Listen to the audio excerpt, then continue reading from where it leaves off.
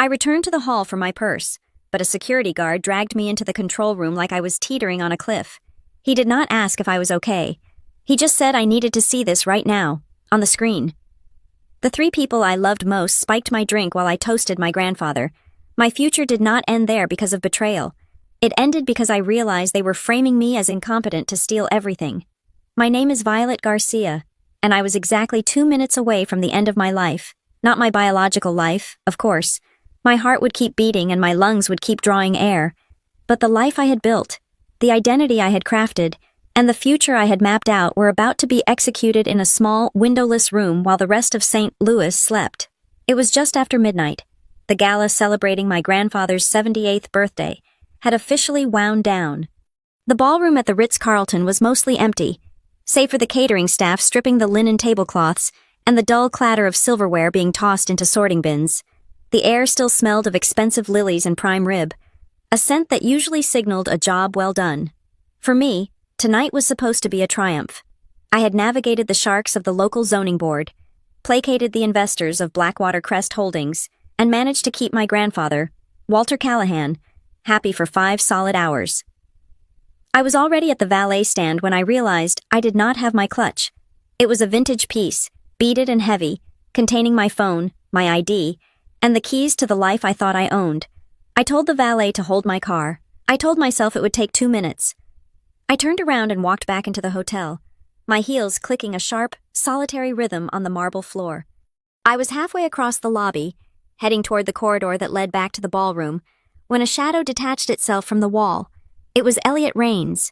I knew him vaguely as the head of security for the venue, a man who usually existed in the periphery of my vision, wearing a generic black suit and an earpiece. He was a statue of a man, broad-shouldered and unreadable, the kind of person you paid to be invisible until you needed him to be a wall. Tonight, he was not invisible. He stepped directly into my path. He did not look like a man doing a routine check. His jaw was set tight, and his eyes were scanning the empty lobby behind me as if he expected an ambush. "Ms. Garcia," he said. His voice was low, a rumble that barely carried over the ambient hotel jazz. "I just forgot my purse, Elliot," I said, trying to step around him. "I left it at the head table. I will be right back." He did not move. He did not blink. "You are not going back in there." My patience, already frayed by 5 hours of networking and fake smiling, began to snap. "Excuse me, my grandfather pays for this entire floor. I think I'm allowed to retrieve my property." Elliot took a half step closer. It was an invasion of space that should have felt threatening, but instead, it felt urgent, desperate. "I have your purse in the control room, but that is not why I stopped you. You need to come with me." "I am tired. Elliot, just give me the bag." "Violet," he said, using my first name for the first time in the 3 years we had professionally overlapped. The breach of protocol was so jarring that I actually stopped moving. He looked over my shoulder again, his eyes hard. "You need to see something, right now, before you get in your car, before you go home to them." The way he said them sent a prickle of cold air down the back of my neck. It was not the air conditioning. It was a primal warning bell, the kind that rings deep in the reptilian brain when a predator is near. "Lead the way," I said, my voice quieter than I intended. He led me away from the ballroom, down a service corridor lined with scuffed beige paint, through a heavy steel door that required a keycard swipe, and into the security control room. The room was cold, kept at a low temperature to protect the banks of servers humming against the back wall. One wall was entirely dominated by monitors, a mosaic of the hotel's life hallways, elevators, the kitchen, the valet stand, and the empty ballroom where the staff was sweeping up confetti. Elliot did not offer me a chair. He did not ask if I wanted water. He walked straight to the main console and typed in a command. A single video file filled the central screen. "I pulled this from the live feed 40 minutes ago," Elliot said. His hands were gripping the back of the operator's chair, his knuckles white. I was watching the perimeter, making sure no press got too close to Mr. Callahan. "I saw this happen in real time. I almost went down there to stop you from drinking it, but I knew I would not make it in time.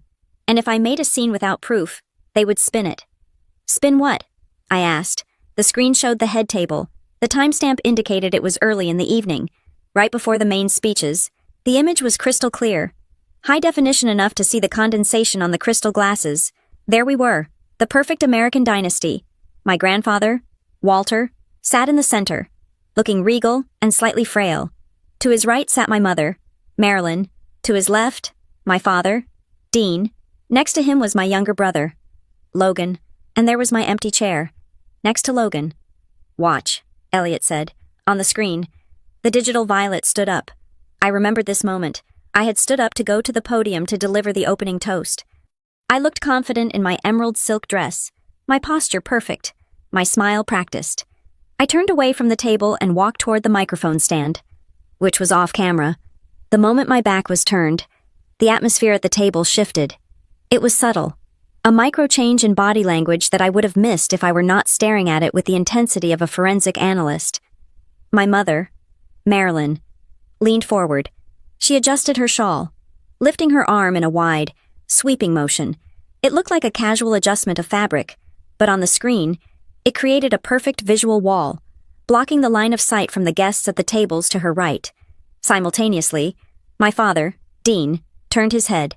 He was not looking at me at the podium. He was not looking at his wife. He was scanning the room, his eyes darting left, then right, checking the waiters, checking the guests, checking the angles. It was the look of a lookout.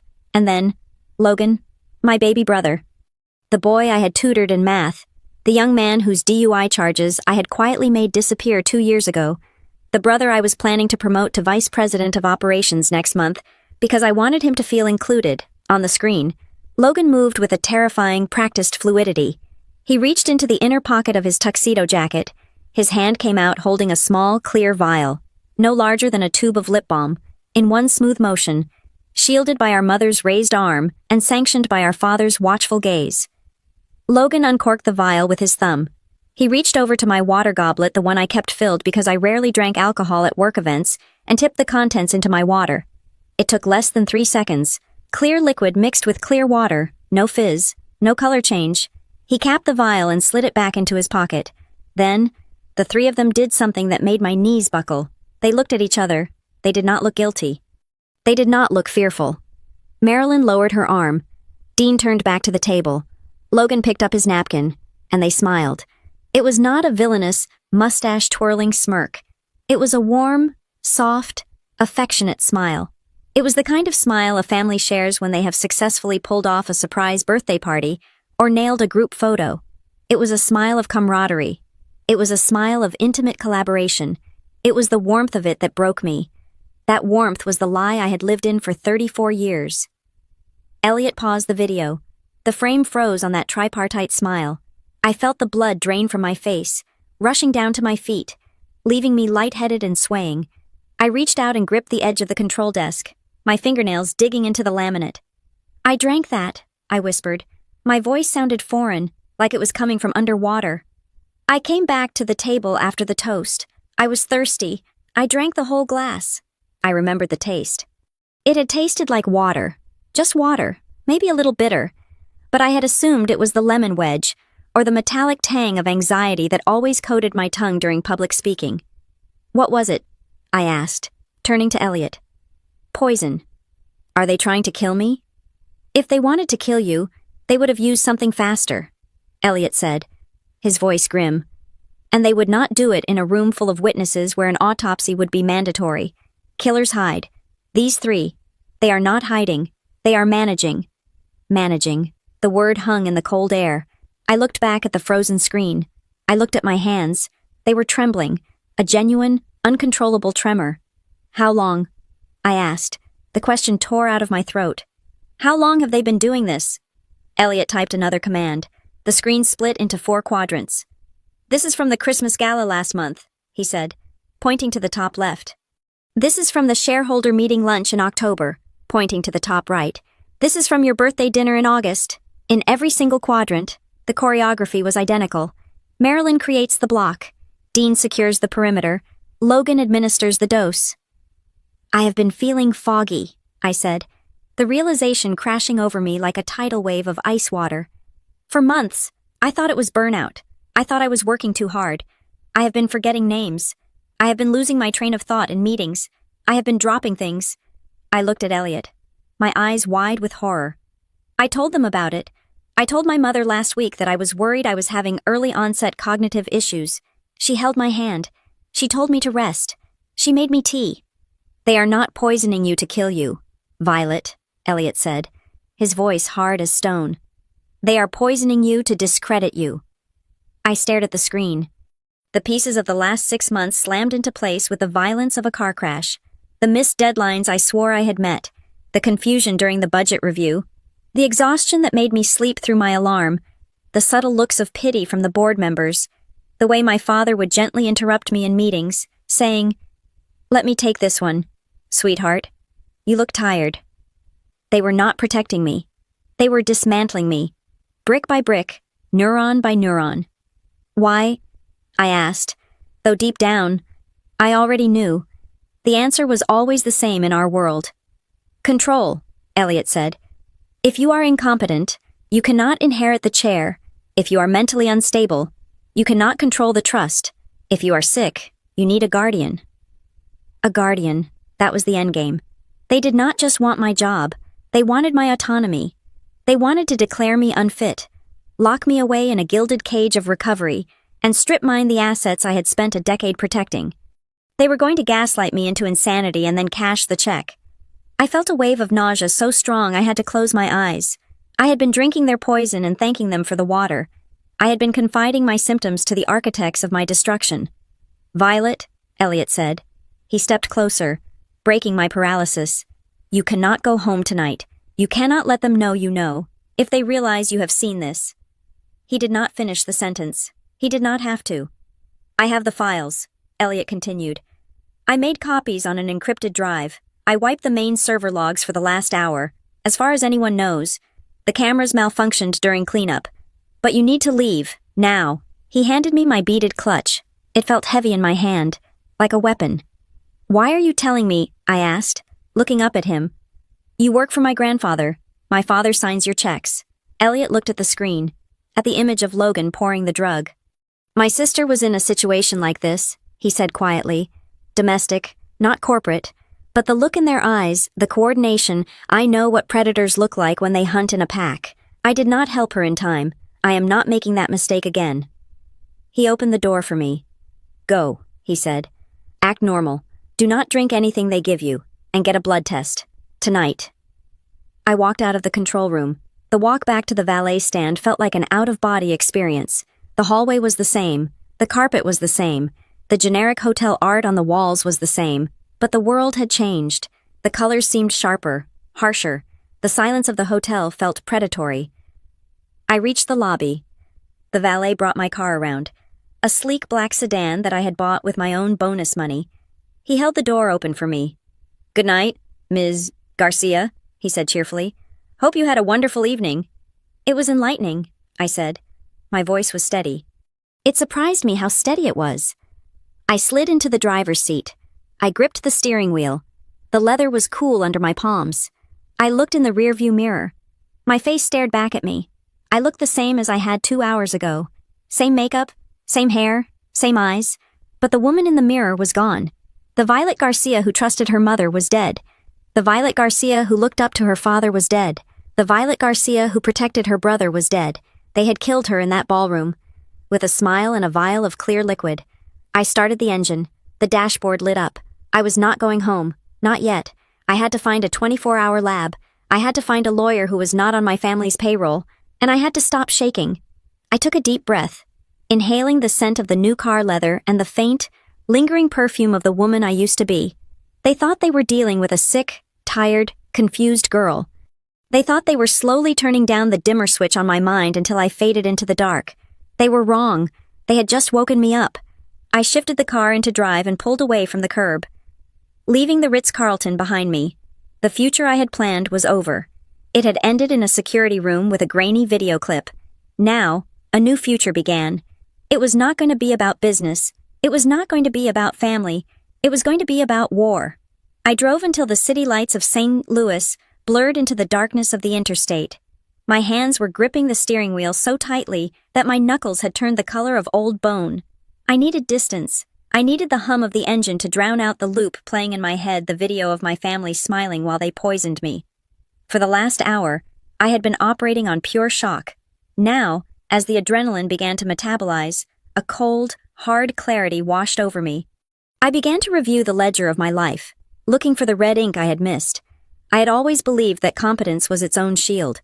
I thought if I worked harder, stayed later, and generated more revenue than anyone else, I would be untouchable. Since I turned 29, I had carried Blackwater Crest Holdings on my back. I did not just work there, I was the structural integrity of the entire firm. I remembered the spring of 2019. We were sitting on a toxic asset in North County, a sprawling commercial development that had stalled due to a massive drainage issue and a pending class action lawsuit from the local homeowners association. My father, Dean, had wanted to declare bankruptcy on the subsidiary and walk away. It would have ruined our credit rating for a decade. I refused. I spent 6 months living out of a trailer on the construction site. I negotiated with the city council for a zoning variance. I sat in living rooms with angry homeowners, drinking bad coffee and listening to their grievances until I forged a settlement that cost us less than 10% of the projected legal fees. I turned a $40 million liability into a premier mixed-use complex that now generated $3 million a year in passive revenue. My grandfather, Walter, had stood at the ribbon-cutting ceremony, his hand on my shoulder. He told the press, "Violet has the strategic mind this family needs. She takes true responsibility." I had beamed, thinking I had finally proven myself. But now, replaying that memory, I saw the other side of the frame. I saw my mother, Marilyn, standing just behind us. She was not smiling at my success. She was whispering to a board member, her voice dripping with maternal concern. "She is amazing, isn't she?" Marilyn had said. "I just worry. She looks so thin. She takes everything so personally. Women in leadership, they burn out so fast when they don't have a family to ground them." At the time, I thought she was just being a mother. Now I realized she was planting a seed that suggested my competence was brittle, a manic phase before the inevitable crash. Then there was Logan. My brother was the golden boy who never actually touched gold. His office was 2 doors down from mine. It was a beautiful office, filled with mahogany furniture and sports memorabilia. But the desk was always clean, too clean. Logan was 31 years old. Yet his professional resume was a work of fiction I had helped write. He was technically the vice president of business development. In reality, that meant he went to golf tournaments in Florida and hosted dinners in Las Vegas.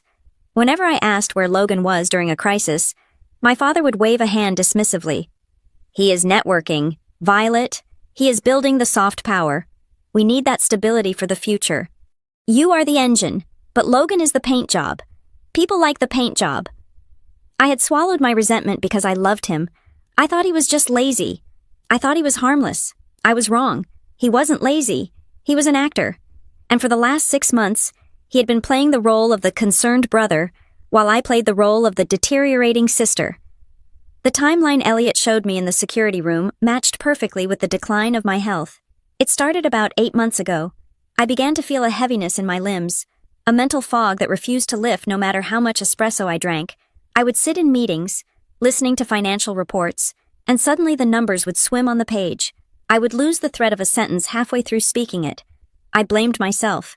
I thought it was stress. I thought I was simply not good enough. And every time I stumbled, they were there to catch me, not to help me up, but to hold me down. I remembered a lunch meeting 3 weeks ago with the zoning commissioner. It was a high-stakes negotiation.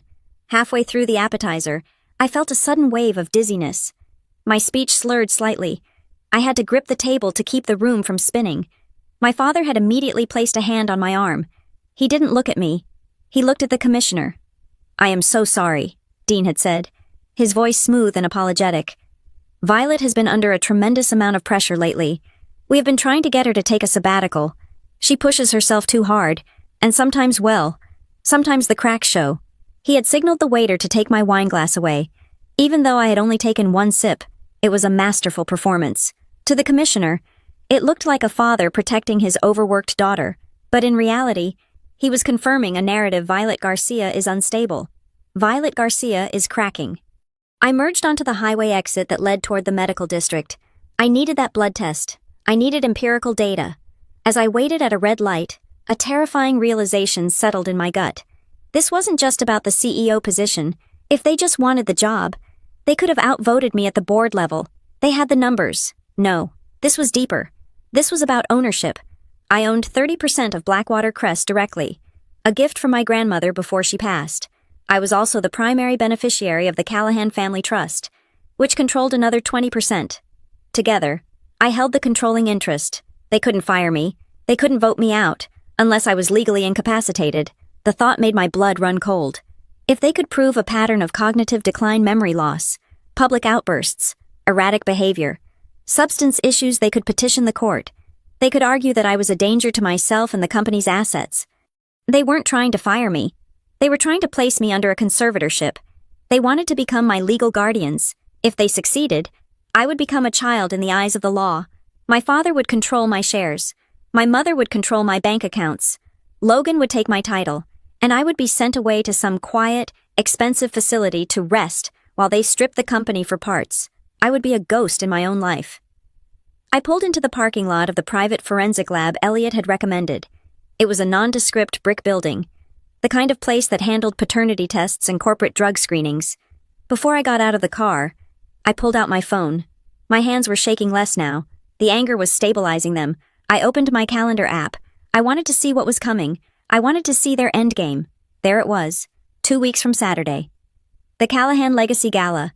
My mother had been planning it for months. She told me it was a celebration of the company's 50th anniversary. She said it was going to be a night to remember. I tapped on the event details.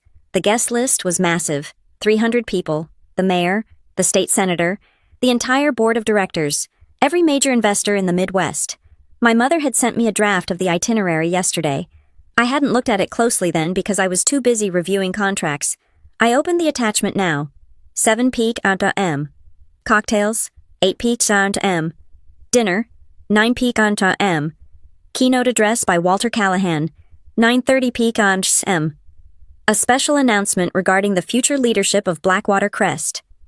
I stared at the screen until the pixels blurred. They weren't going to wait for a court date. They were going to do it publicly. They were going to use that party to stage my final breakdown. They would drug me heavily, perhaps more than usual. I would slur my words on stage. I might faint. Maybe I would become aggressive. And then, with the entire St. Louis elite watching, my father would step in. He would take the microphone. He would look sad and burdened. He would announce that, regrettably, due to my ongoing health struggles, the family was stepping in to take control. It would be a mercy killing of my reputation. No judge would deny their petition after a public spectacle like that. I turned off the phone and shoved it into my pocket.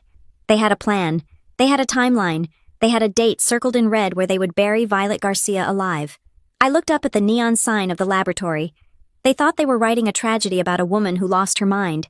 They thought I was the character who exits stage left, weeping into a handkerchief. I opened the car door and stepped out into the cool night air. They had the wrong script. I wasn't going to be the victim who fades away. I was going to be the villain they never saw coming. 2 weeks. I had 14 days. 14 days to find out exactly what they were putting in my body. 14 days to trace the money. 14 days to build a trap so intricate, so devastating, that when they stepped into it, they wouldn't even hear the snap until their necks were already broken. I walked toward the lab entrance. My heels clicked on the pavement, sharp and rhythmic. The party was in 2 weeks. I would be there, and I would make sure it was a night to remember. Just not the one they were expecting. Midwest Forensic Labs sat in an industrial park 10 miles west of the city limits. A squat gray box of a building that hummed with the sound of industrial ventilation. It was the kind of place that did not have a reception area designed for comfort. There were no magazines, no potted plants, and certainly no warm smiles. It was a place for paternity disputes, court-ordered drug screenings, and the quiet confirmation of worst-case scenarios. I walked in at 2 a.m. The fluorescent lights overhead buzzed with a sound that felt like it was drilling directly into my skull. The night shift technician was a woman named Sarah, who looked at my emerald silk evening gown and then at my frantic eyes with a professional detachment that I appreciated. I did not tell her I was the CEO of Blackwater Crest. I did not tell her my brother had poisoned me. I simply handed her a credit card and asked for the most comprehensive toxicology screen money could buy. I wanted a rush order. I wanted to know everything that was swimming in my veins, down to the last molecule, while Sarah led me to the back to draw blood. I sent a text message to Elliot Rains. I typed 2 sentences. I am at Midwest Forensics. I need everything you have. The needle sliding into my arm felt like a violation. Yet it was also the first honest thing that had happened to me all night. The blood filling the vial was dark and rich. It was mine. For now, at least, it was still mine. I was sitting in the plastic chair in the waiting room, pressing a cotton ball to the inside of my elbow, when Elliot's truck pulled into the lot. Through the glass front doors, I saw him hop out. He was still wearing his security suit, but he had ditched the earpiece. He carried a brown paper bag in his hand with the reverence one might usually reserve for a religious artifact. He came inside, bringing a gust of cool night air with him. He did not say hello. He sat in the chair opposite me, his knees almost touching mine in the cramped space. "I brought it," he said, his voice low. He opened the brown bag and pulled out a clear evidence bag. Inside was a crystal water goblet. I stared at it. It was the glass from the table, my glass. There was a faint smudge of my red lipstick on the rim. "How?" I asked. "I moved fast," Elliot said. "After you left the control room, I went straight to the ballroom. The busboys were already clearing the head table. I told the kid working your section that I needed to secure the glassware for a breakage inventory. He didn't care. I grabbed this before he could dump it." He placed the bagged glass on the low table between us. "There is about an inch of liquid left in the bottom," he said. "It should be enough for a direct sample. It is better than blood work because it has not been metabolized yet. This is the raw product." I looked at the glass, then up at his face. "Why are you doing this, Elliot? You could lose your job. You could get blacklisted." Elliot leaned back, crossing his arms over his chest. He looked tired, the lines around his eyes deepening under the harsh lights. "I told you about my sister," he said. "But it is more than that. I have worked at the Ritz for 6 years. I have seen a lot of powerful people do a lot of ugly things. Usually, it is just infidelity or petty theft. But this," he gestured toward the glass, "this is systematic. It is cold. And I watched you tonight. You walked back in there to get your purse with your head held high. You did not scream. You did not cry. You started thinking." He met my gaze, his expression solid and grounding. "I respect that, and I do not want this to sink. If they get away with this, they will do it again. Maybe to you. Maybe to someone else. I am not letting that happen on my watch." He reached into his pocket and pulled out a USB drive. "I also went through the secondary camera angles," he said. "The first video I showed you was from the main ceiling mount. It was wide, but we have a PTZ camera pan, tilt, zoom mounted on the north pillar. It was focused on the floral arrangement, but the depth of field caught your brother perfectly." He pulled out his phone and connected the drive with an adapter. He tapped the screen and turned it toward me. The image was sharper than the first one. It was a side profile of Logan. I could see the sweat on his upper lip. I could see the tension in his jaw. He reached into his jacket. On this angle, I could see the vial clearly. It was small, made of glass, with a black rubber stopper. It looked like something from a chemistry set, or perhaps a high-end essential oil bottle. But the way he handled it, thumb-popping the cap, the quick tilt of the wrist, it was practiced. "Look at his hand," Elliot pointed out. I watched closely. After he poured the liquid, Logan wiped the rim of the vial on the inside of his pocket lining before capping it. "He is wiping off the drip," Elliot said. "He knows whatever is in there is potent. He does not want it touching his skin or staining his jacket." Sarah, the technician, came back out. She looked at the evidence bag on the table and raised an eyebrow. "I assume you want me to test that, too?" she asked. "Please," I said. "Whatever is in that glass is also in me. I need to know what I am fighting." The next 2 hours were the longest of my life. Elliot and I sat in silence for most of it. There was nothing to say that wouldn't sound like a cliché. The silence wasn't awkward. It was the heavy, loaded silence of soldiers waiting for the artillery to start. At 4:30 in the morning, a man in a white lab coat emerged from the back. This was Dr. Evans, the lead toxicologist who had been called in due to the rush request. He held a clipboard and looked at me with a mixture of curiosity and concern. "Ms. Garcia?" he asked. I stood up. "Yes." "Come on back," he said. "You too, sir, if you are with her." We followed him into a small office cluttered with paperwork and computer screens, showing jagged line graphs. Dr. Evans sat behind his desk and gestured for us to sit. We ran a full-spectrum analysis on both the blood sample and the liquid in the glass. Dr. Evans began. He adjusted his glasses. We found a match. "What is it?" I asked, bracing myself. "It is a cocktail," Dr. Evans said. "A very sophisticated one. The base is a benzodiazepine derivative, something similar to Xanax but modified to be faster acting and shorter lasting, but it is mixed with a secondary compound, a scopolamine antagonist." I stared at him blankly. "In English?" Doctor, it is a cognition dampener, he said bluntly. The sedative relaxes you, makes you compliant and physically slow. The scopolamine element attacks short-term memory formation and executive function. It creates a state of high suggestibility and confusion. He tapped the graph on his screen. This is not a recreational drug. Ms. Garcia, this is not something people take to get high. This is something you give to someone to make them seem incompetent. The word hung in the air. Incompetent. If you were under the influence of this, Dr. Evans continued, you would have trouble focusing on complex tasks. You would forget conversations you had 5 minutes ago. You would struggle with emotional regulation. You might cry easily or get irrationally angry. To an outside observer, or even to a doctor who didn't run this specific test, it would look exactly like severe burnout, early onset dementia, or a nervous breakdown. I felt the blood drain from my face. It was exactly what my mother had been whispering to the board. She is fragile. She is forgetting things. Is it permanent? I asked, my voice barely a whisper. The acute effects wear off in about 6 hours. Dr. Nevins said, that is why you feel foggy but then recover. However, the report shows you have trace amounts of the metabolite in your blood that suggest chronic exposure. You have been ingesting this regularly, maybe 2 or 3 times a week for several months. If I keep taking it, I asked. Dr. Evans looked grim. Long-term exposure to these compounds can cause permanent neural pathway degradation, but the more immediate danger is the behavioral profile. If you went to a court-appointed psychologist right now, while this is in your system, they would diagnose you with cognitive impairment. You would fail a standard competency evaluation. I sat back in the chair. The pieces of the puzzle weren't just fitting together. They were locking into a prison cell around me. They were building a medical history. Every time I forgot a meeting, every time I stumbled over my words at dinner, every time I had to go lie down in my office because the room was spinning, it was all documented. My father probably had a log. My mother probably had notes in her diary. If they have this documentation, Elliot said, speaking for the first time, his voice raspy, they can use it to file for guardianship. Exactly, Dr. Evans said. It is a chemical frame-up. They are manufacturing a disability. I looked at the clipboard. I need that report. I need it certified. I need every graph, every number, every timestamp. You will have it, Dr. Evans said. But Ms. Garcia, this substance, you cannot buy it at a pharmacy. This is compounded. Someone made this specifically for this purpose. You are looking for a source. We left the lab as the sun was beginning to bleed gray light into the eastern sky.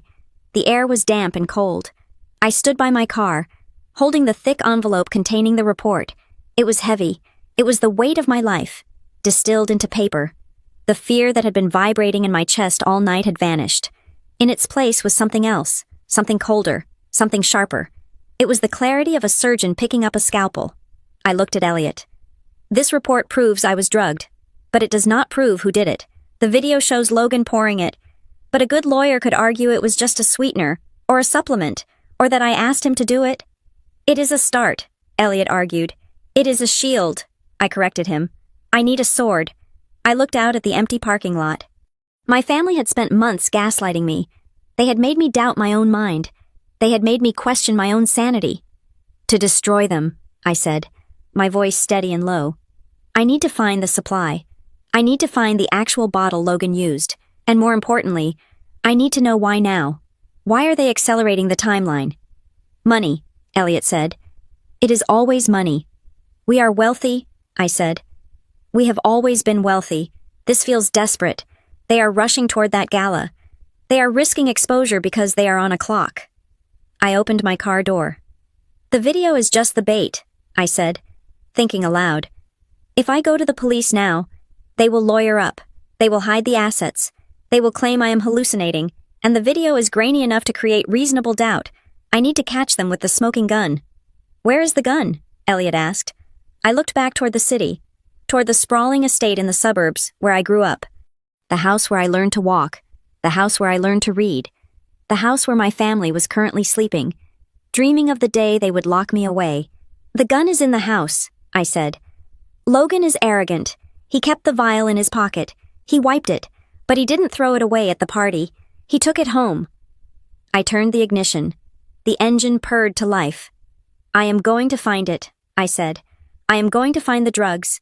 I am going to find the financial records, and I'm going to find out exactly how much my life is worth to them. Elliot nodded. I will keep the digital copies safe. Be careful, Violet. If they catch you looking— They won't catch me, I said, shifting the car into gear. Because they think I am already broken. They think I am a confused, tired little girl who needs a nap. I pulled out of the lot, driving toward the sunrise. I wasn't confused anymore. I was wide awake, and I was going hunting. Saturday morning arrived with a leaden sky that matched the weight in my chest. The Callahan estate was a sprawling Georgian manor that usually felt like a fortress. But today it felt like a stage set where everyone knew their lines except the audience, and I was the only audience left. The family was preparing for the annual Founders Brunch at the Bellarive Country Club. It was a high-visibility event, the kind where business deals were sealed over mimosas and golf handicaps were lied about with a smile. Under normal circumstances, I would have been the first one in the car, armed with a binder of talking points and a smile sharp enough to cut glass. Today, however, I was playing the role of the invalid. I lay in my bed, wearing a silk robe that felt too heavy, my hair deliberately unwashed and pulled back into a messy knot. I had skipped foundation and concealer, letting the dark circles under my eyes, which were real, thanks to 3 nights of insomnia, stand out in stark relief against my pale skin. My bedroom door creaked open. It was my mother, Marilyn. She was dressed in a navy Chanel suit, looking every inch the matriarch. She held a glass of water and a single pill on a small porcelain saucer. "Violet, darling," she cooed, her voice dripping with a sweetness that made my stomach churn. "We are about to leave. Are you sure you do not want to come? The senator will be there." "I can't, Mom," I said, making my voice sound thin and brittle. "My head is pounding. The room is spinning again. I just need to sleep." She sat on the edge of the bed and placed the back of her hand against my forehead. Her skin was cool, her diamond rings hard against my temple. "You are warm," she lied. I was not warm. "You stay here, rest. I told everyone you are fighting off a nasty viral infection. No one will judge you." She offered me the pill. "Take this. It will help you sleep." I took the pill and the water. I pretended to swallow, tucking the tablet into the pocket of my cheek with a sleight of hand I had practiced in the mirror for an hour. I drank the water to sell the act. "Thanks, Mom," I whispered. "We will be back by 3, she said, patting my leg. "Logan and your father are waiting in the car. Sleep well." She left, closing the door with a soft click. I waited. I counted the seconds in my head. 100, 200. I heard the heavy front door close. Then, the muffled roar of the Range Rover starting up in the driveway. The crunch of gravel faded as they drove away. I spat the pill into a tissue and flushed it down the toilet. Then I moved. The transformation was instant. The fragile invalid vanished. In her place was the CEO who had stared down union strikes and hostile takeovers. I pulled on a pair of yoga pants and a black hoodie, slipping my phone into my pocket. I had roughly 4 hours.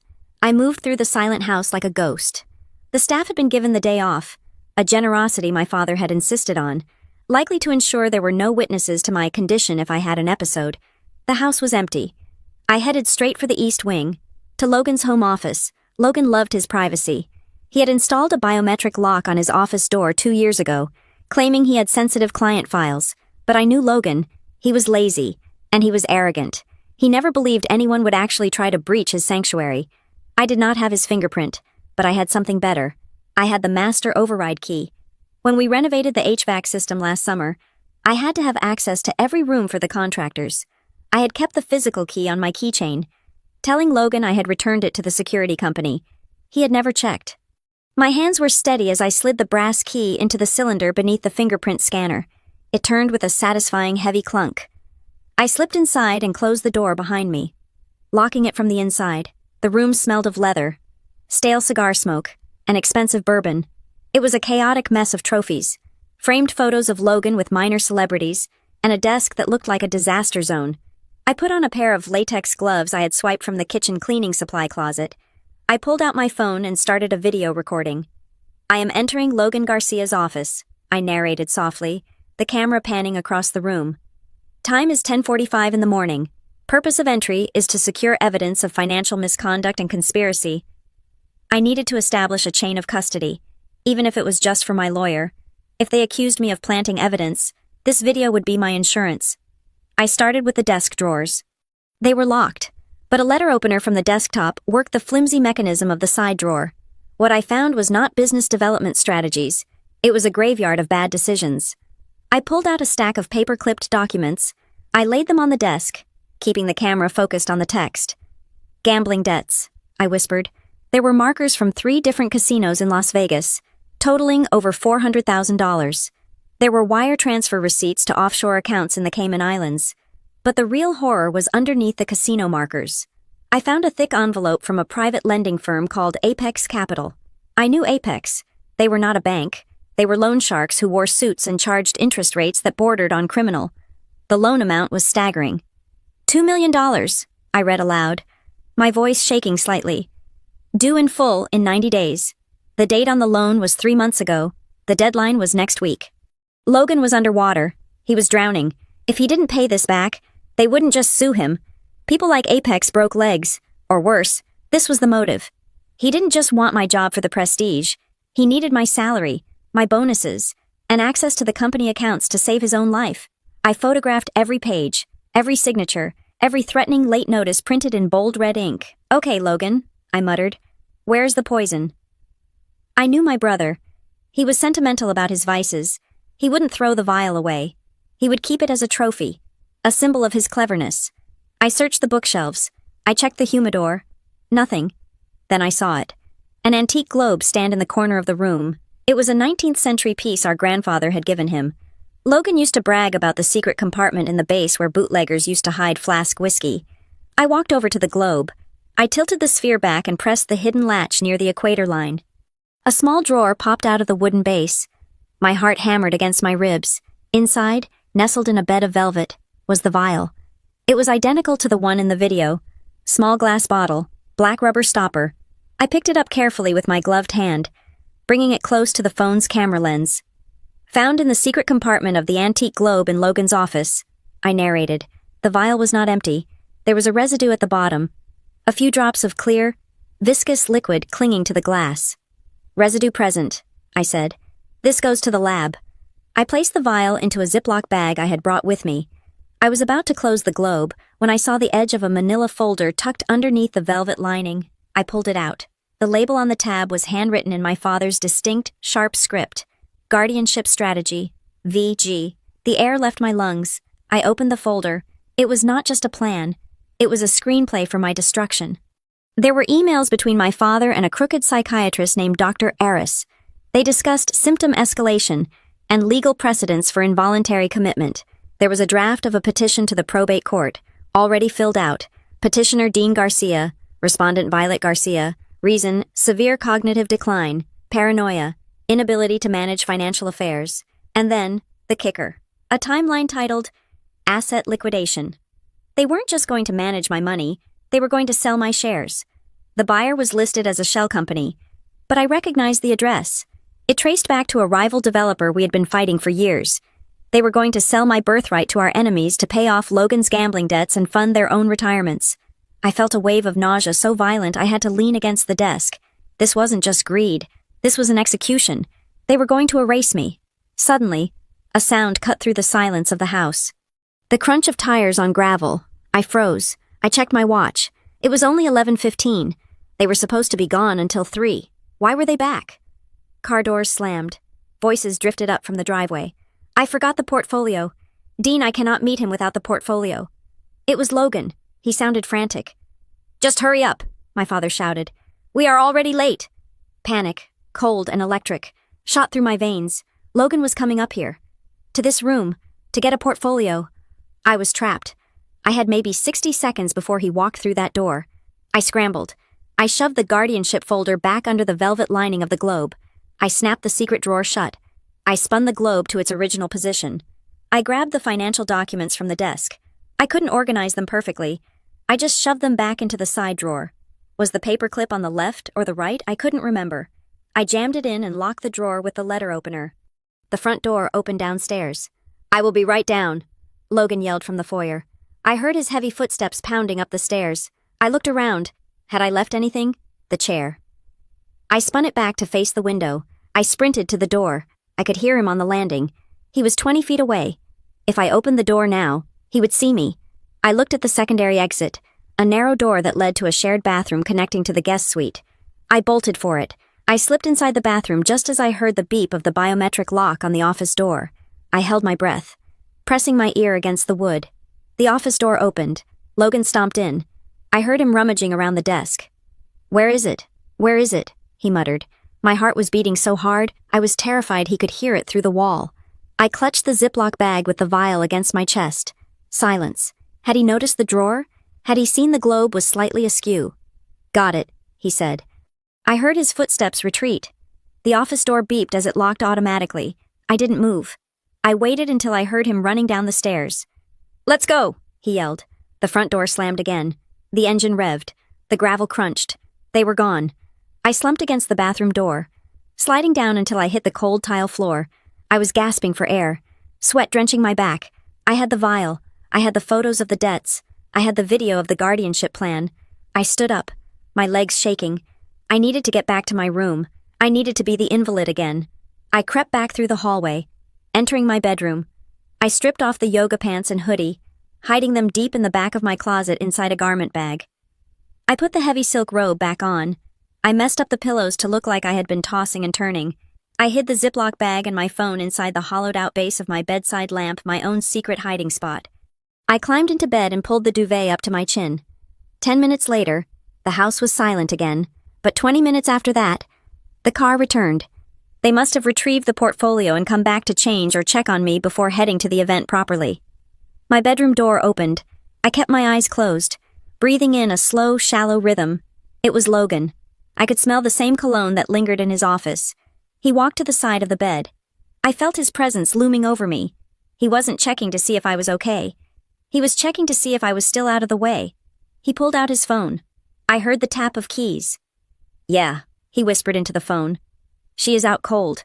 Looks like a corpse." He paused, listening to someone on the other end.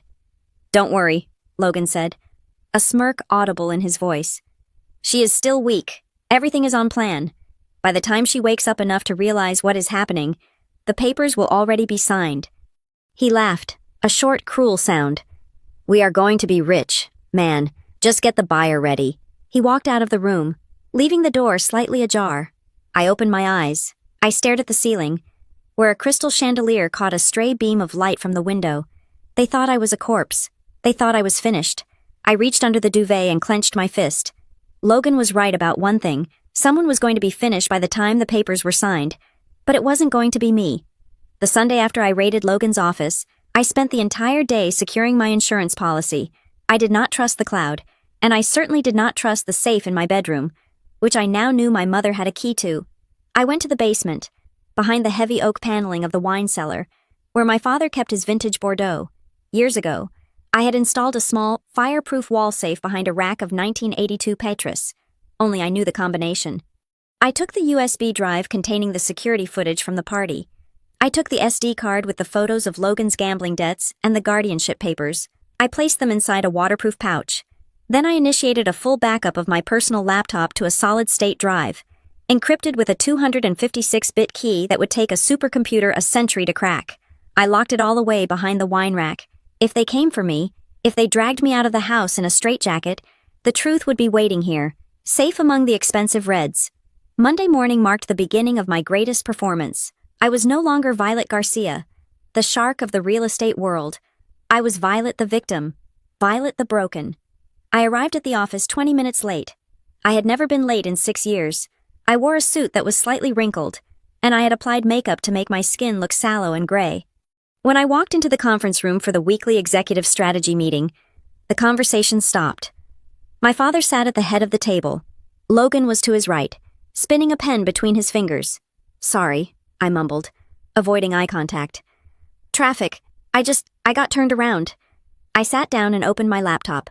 I fumbled with the password, typing it wrong twice on purpose so the projector screen would show the login failed error message to the entire room. "Take your time, Violet," my father said. His voice was warm, dripping with that performative patience that made my skin crawl. "We were just discussing the quarterly projections for the Kirkwood development." "Right," I said. "Kirkwood, the zoning issue?" "The zoning was approved last month, Violet," Logan said, his voice laced with a sneer he didn't bother to hide. "We are talking about the construction bids." I pressed my hand to my temple, feigning a headache. "Right," Of course, the bids. I thought we were going with, who was it? The company from Chicago. The room went silent. There was no company from Chicago. We had been exclusive with a local St. Louis firm for 10 years. I looked around the table. I saw the exchanged glances. The chief financial officer looked down at his notepad. The head of legal shifted uncomfortably in his chair. They were seeing exactly what my family wanted them to see, a CEO losing her grip on reality. I think, my father said, standing up and walking over to place a heavy hand on my shoulder, that we should take a 5-minute break. Violet, sweetheart, why don't you sit this one out? You look exhausted. I am fine, I protested weakly, making sure my voice wavered. I just need some water. Logan, my father said, take over the presentation. I sat there for the rest of the hour, staring at the table, while Logan butchered the numbers. I did not correct him. I did not point out that his margin calculations were off by 4%. I let him present a fantasy, and I let the board see me as the ghost in the room. The campaign escalated at home. My mother, Marilyn, transformed into a nurse from a gothic horror novel. She was constantly hovering, constantly offering sustenance. I made you a smoothie, she said Tuesday evening, walking into the library where I was pretending to read reports. Spinach and blueberries, good for the brain. The glass was tall and frothy. I smiled gratefully. Thanks, Mom, you are the best. I waited for her to leave the room. She lingered at the door, watching. I lifted the glass to my lips. I let the liquid touch my tongue. It was bitter, masked by too much stevia. But I did not swallow. I made a gulping sound in my throat. She smiled and walked away. I immediately spat the liquid into the soil of the large potted ficus in the corner. I had been watering that plant with my mother's love for 3 days. By Wednesday, the leaves had started to turn yellow. I survived on protein bars I kept hidden in the hollowed-out heel of my winter boots, and water from sealed bottles I bought at gas stations on my way home. I was starving, but the hunger kept me sharp. It kept the anger burning hot and clean in my gut. But acting weak was not enough. I needed to force their hand. I needed them to admit, on record, what the ultimate goal was. On Wednesday night, during a family dinner where I pushed peas around my plate like a sullen teenager, I dropped the bait. I am scared, I said, my voice trembling. I was driving today, and I couldn't remember where the office was. I ended up 3 exits down the highway. My father put down his fork. My mother covered her mouth with her hand. Oh, Violet, she whispered. I made an appointment. I lied. With Dr. Sterling. He is a neurologist at Barnes Jewish Hospital. I am seeing him on Thursday morning for a full cognitive evaluation. I need to know if I have what Grandma had. The silence at the table was absolute. I saw the panic flare in Logan's eyes. If I saw an independent, reputable neurologist, and he declared me clean stressed, maybe, but cognitively sound. Their entire guardianship strategy would collapse. They needed their crooked doctor, the one I had seen in the file, to make the diagnosis. An honest opinion would ruin everything. Thursday. My father asked. That is very soon. Do you think you are up for a hospital visit alone? I have to know, I said. I can't live like this. I excused myself and went upstairs. I did not go to my room. I went to the linen closet at the top of the landing, which shared a wall with the back terrace where Logan liked to smoke his evening cigar. I cracked the window of the closet open just an inch. I held my phone up, the voice recorder app open, and the gain turned all the way up. 3 minutes later, the terrace door opened. I heard the flick of a lighter. Then, the sound of a number being dialed. It is me. Logan's voice came through the crack, low and urgent. We have a problem. She booked an appointment with Sterling for tomorrow. Pause. I know Sterling is legit.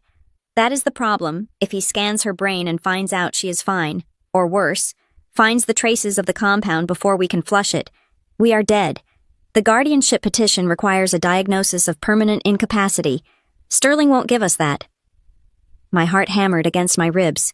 There it was, the word, guardianship. Yeah, Dad knows, Logan continued. We need to stop her from going. Or yeah, exactly.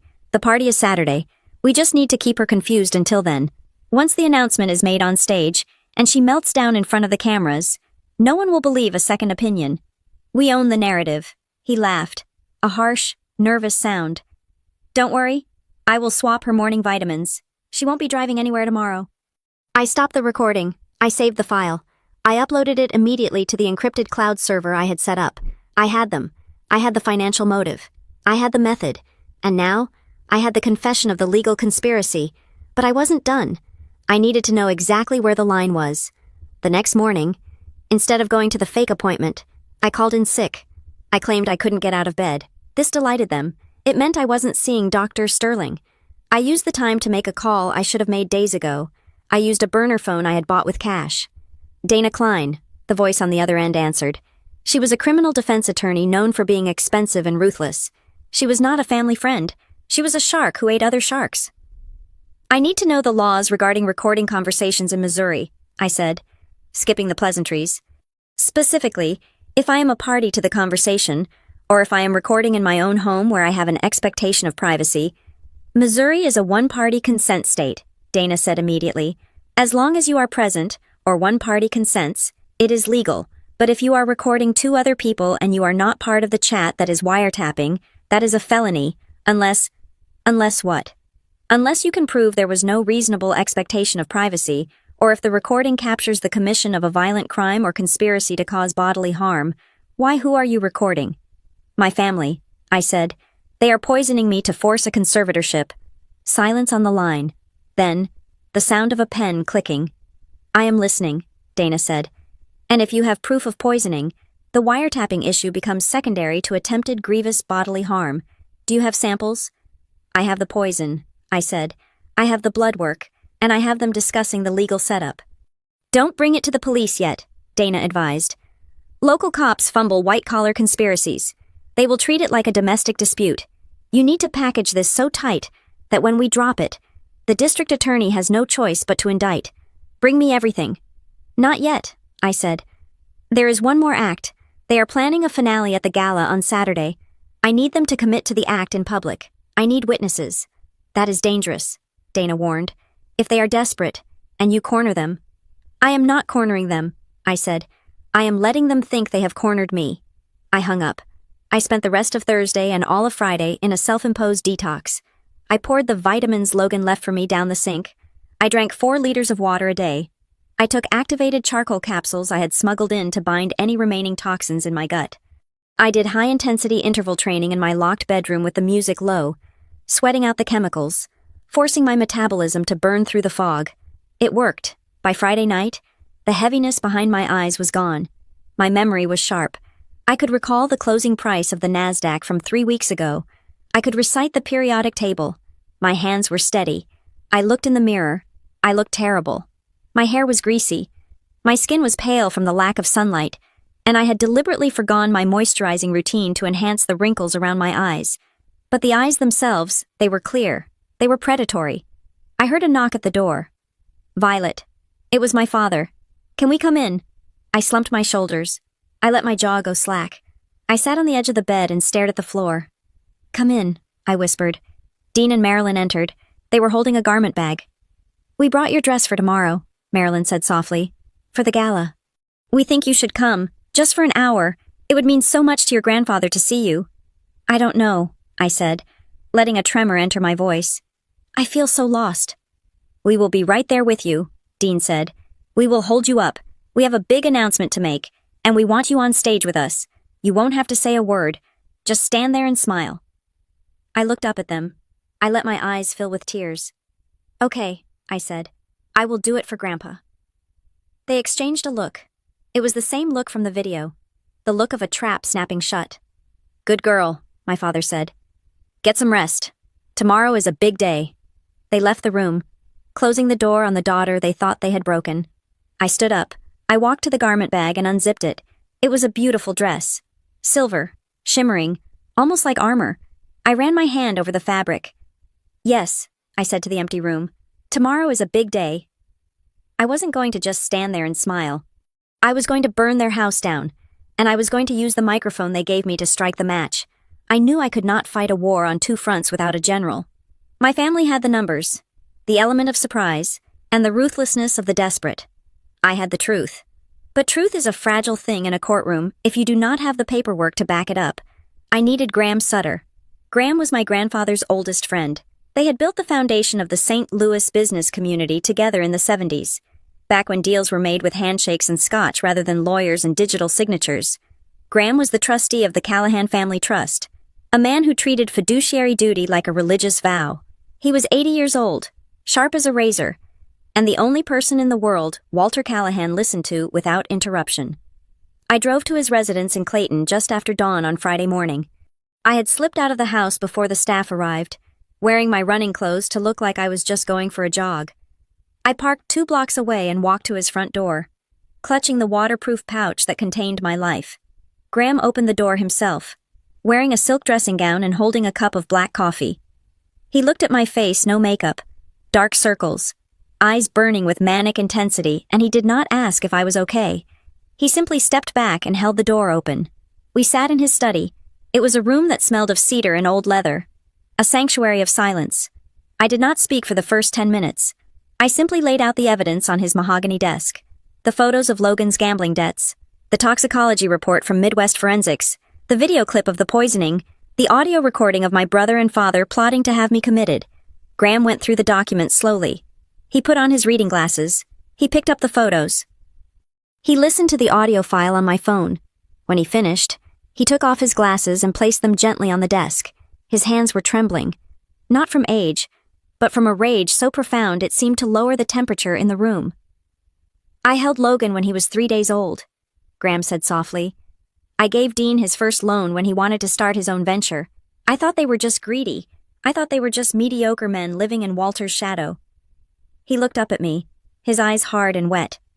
"This is not mediocrity, Violet. This is evil.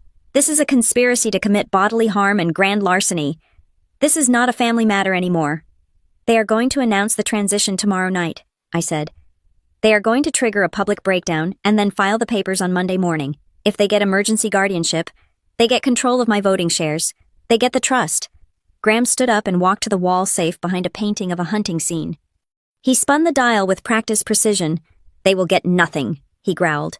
He pulled out a heavy-bound ledger and a stack of certificates. "These are the original bearer bonds and the physical stock certificates for the Callahan Trust," he said. "As long as these are in my possession, they can argue whatever they want in court, but they cannot liquidate the assets. However, if a judge grants your father power of attorney over you, he can fire me as trustee. He can claim I am mismanaging the funds." "We need to move them," I said. "We need to get them out of your jurisdiction and into a blind trust that even you cannot touch without my biometrics." Graham nodded. "I have a contact at a custodial bank in Zurich. We can initiate the transfer of authority this morning, but we need a lawyer here, on the ground, to file the injunctions the moment they make their move." "I have one," I said. "Dana Klein?" Graham raised an eyebrow. "The shark. She defends cartel bosses and white-collar criminals." "I need a shark, Graham. I am done with family lawyers who want everyone to get along." We met Dana Klein an hour later at a diner in a strip mall, a place chosen specifically because it was too loud for parabolic microphones and too cheap for my family to ever set foot in. Dana was already there, nursing an iced tea. She was a striking woman, sharp-angled and intense, wearing a suit that cost more than the car I was driving. I introduced her to Graham. They shook hands with the mutual respect of two predators recognizing each other's scent. "I reviewed the digital drop you sent me," Dana said, sliding a thick folder across the Formica table. "It is good, but it is not a slam dunk. In a competency hearing, the standard of proof is lower than a criminal trial. If your father brings in 3 doctors who say you are unstable, and you bring in 1 toxicology report, the judge might still grant a temporary order just to be safe, and a temporary order is all they need to sell the company." "So what do we need?" I asked. "We need a chain of custody that is unbreakable," Dana said. "We need to prove that the behavior they are citing as instability is a direct result of the poisoning. We need to link the specific dates of your episodes to the dates on the videos where they dosed you." She pulled out a calendar. "We are going to map it," she said. "We are going to create a visual timeline, dose administered on the 12th, breakdown on the 13th, dose on the 20th, memory loss on the 21st. We turn their medical history into a crime scene log. I also need to secure the backups," I said. "If they find the server, or if they hack my cloud." "We are sharding the data," Dana explained. "I have split the evidence files into 5 encrypted fragments. One is on a server in Iceland, one is in Singapore, one is on a physical drive in my office safe, one is with Graham, and the last one is on a micro SD card that you are going to wear on your person at the gala." "Why me?" I asked. Because you are the bait, Dana said. They need you close. They won't search you because they think you are too out of it to be a threat. You are the safest place for the kill switch. We spent the next hour strategizing. Graham made the calls to transfer the physical custody of the trust assets to a holding firm that answered only to a biometric key. Dana drafted the criminal complaints assault, conspiracy, fraud, leaving the dates blank, ready to be filed the second the trap was sprung. But we were missing one piece, the why. We knew Logan was in debt. We knew my parents wanted control. But the scale of the liquidation plan I had seen in Logan's office didn't match a simple cash grab. They were selling off prime assets, buildings we had held for 30 years for 60 cents on the dollar. That wasn't just greed. That was a fire sale. I looked into the buyer, Dana said, tapping a document in the folder. The shell company listed in the asset liquidation plan, Obsidian Ventures. It is registered in Delaware, standard anonymity. I assumed it was a hedge fund, I said. So did I, Dana said. But then I cross-referenced the address with the return address on one of the debt collection letters you photographed in Logan's office, the one from the loan shark. She slid a photo across the table. It was a close-up of the threatening letter Logan had received. The footer contained a small, barely legible routing code for wire payments. I ran the routing number, Dana said. It does not go to a loan shark. It goes to a private equity firm called Voss Capital Partners. The name hit me like a physical blow to the chest. The diner noise faded away. Carter Voss, I whispered. Graham slammed his hand on the table, rattling the silverware. Voss, that son of a bitch is behind this. Carter Voss was my nemesis, 3 years ago. We had gone to war over the riverfront redevelopment project. It was the biggest contract in the city's history. Voss had tried to bribe the city council. He had tried to blackmail the unions. He played dirty, but I had played smarter. I had exposed his lack of liquidity. I had out-negotiated him with the landowners. I humiliated him in the press. He lost $50 million when that deal collapsed. He had vowed, publicly, that he would see Blackwater Crest burn. It makes sense, I said, the pieces clicking together with terrifying precision. Logan is weak. He got into gambling debt. He probably borrowed money from a friend of a friend. Not realizing it was a Voss front, Voss let the debt pile up until he owned Logan. And then he offered a way out, Dana finished. Get rid of the smart sister. Put the dummy in charge. Sell the company to Voss for pennies on the dollar. Logan gets his debts wiped and a golden parachute. Voss gets the company he has always wanted and revenge on you. My parents, I asked. Do they know? They might not know it is Voss, Graham said, rubbing his temples. Dean is arrogant, but he hates Voss. If he knew he was selling his father's legacy to his worst enemy, he might hesitate. Logan is likely lying to them too. He's telling them the buyer is a neutral party. Or, I said, a cold realization settling in. They don't care. Maybe they hate me more than they love the company. It was a bitter pill, but I swallowed it. This changes everything, I said. This isn't just a family tragedy. This is a hostile takeover disguised as a mental health crisis. Logan is the Trojan horse. It raises the stakes, Dana agreed. If we expose this, we are not just taking down your brother. We are taking down Carter Voss. He will have lawyers that cost $1,000 an hour. He will sue you for defamation before the words leave your mouth. Let him sue, I said. I want him in the room. What? Graham asked. The gala, I said. If Voss is the buyer, he will be there. He won't be able to resist watching me fall. He will want to see the moment the Garcia dynasty crumbles so he can swoop in. I looked at Dana. Can we find out if he is on the guest list? I can check, Dana said, but he might come as a +1 or under a corporate alias. He will be there, I said with certainty. His ego demands it. I leaned forward. We are not just going to stop the announcement. We are going to turn that ballroom into a courtroom. I want the police waiting in the wings. I want the SEC informed about the insider trading and the fraud. But I don't want them to move until I give the signal. You are going to let them start the show, Graham realized.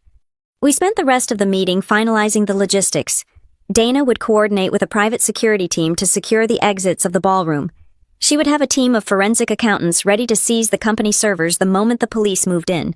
Graham would handle the board members, preparing a vote of no confidence to be triggered immediately after the gala.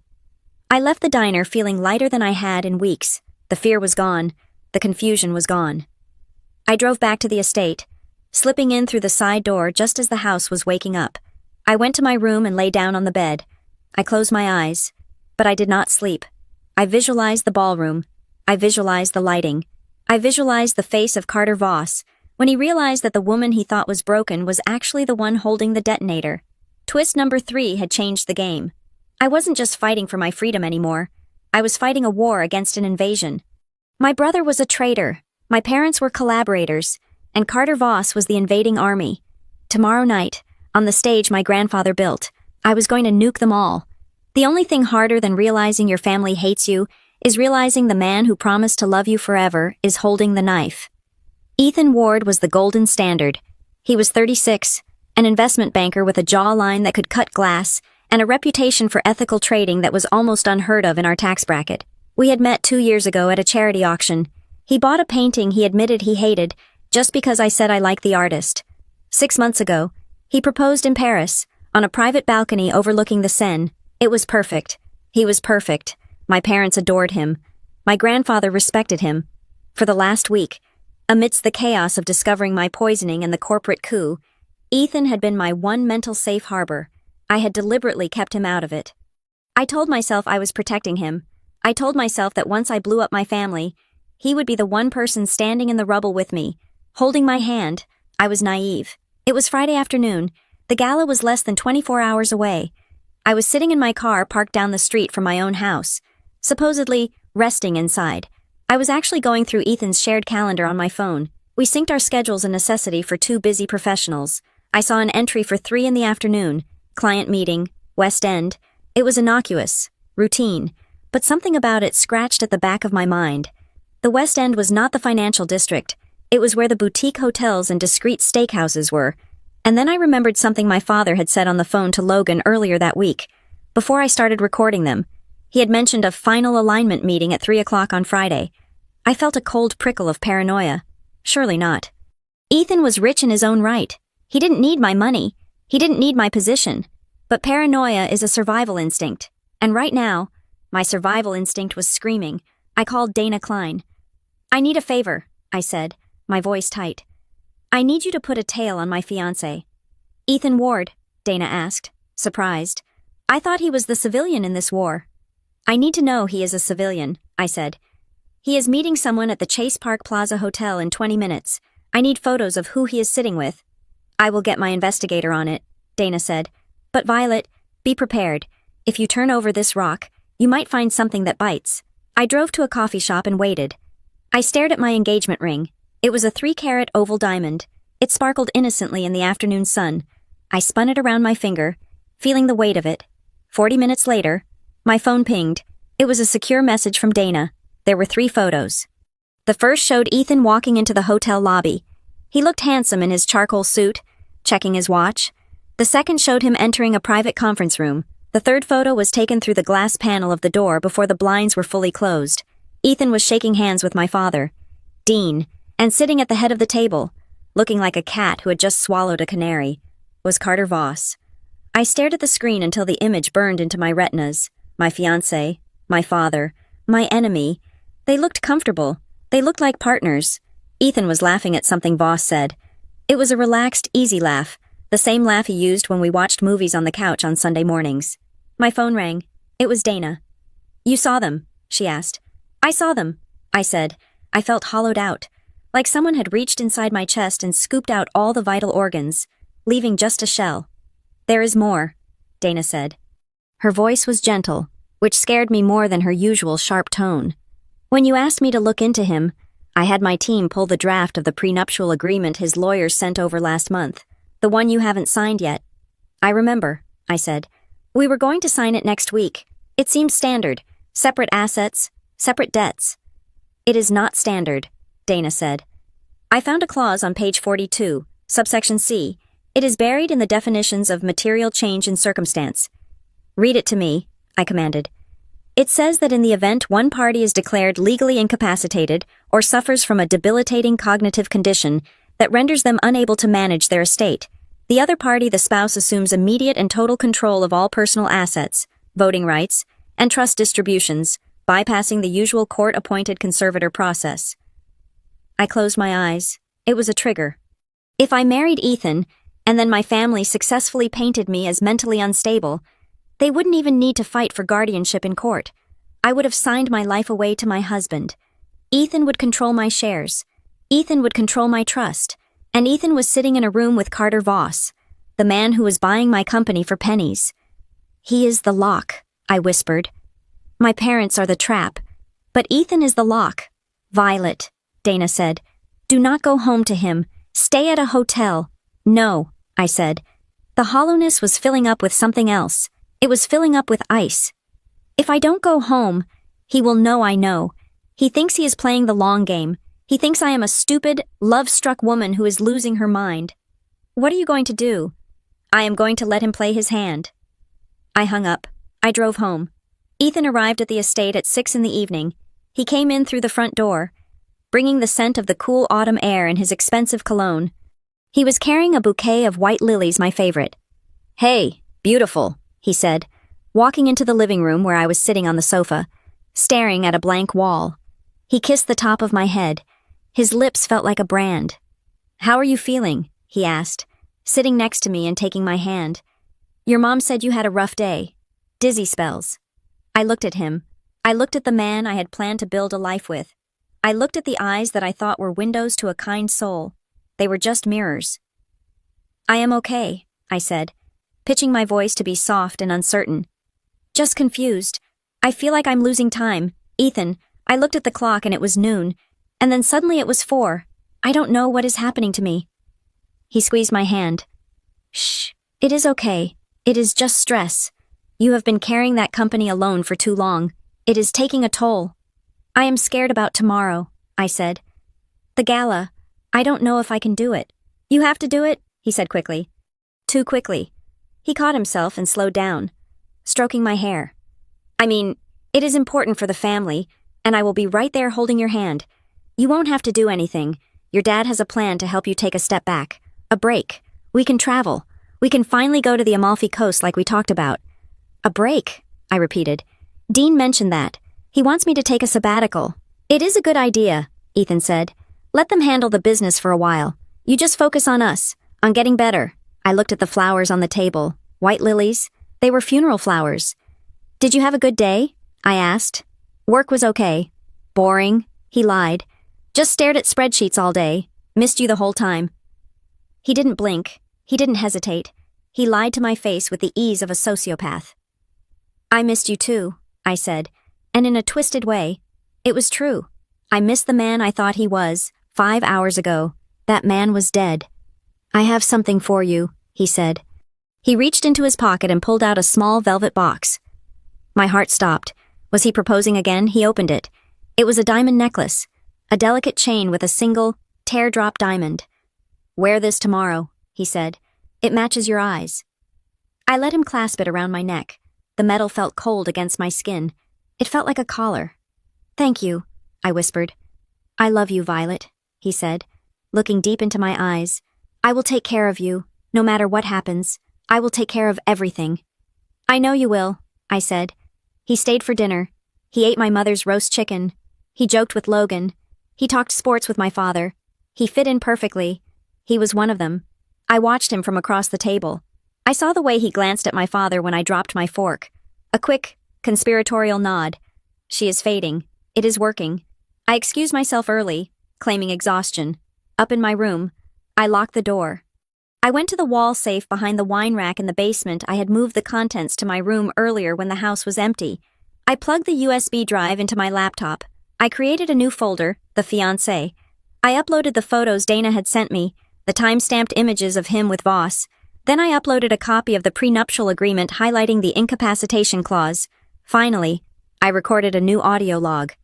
My name is Violet Garcia. I spoke into the microphone. It is Friday night.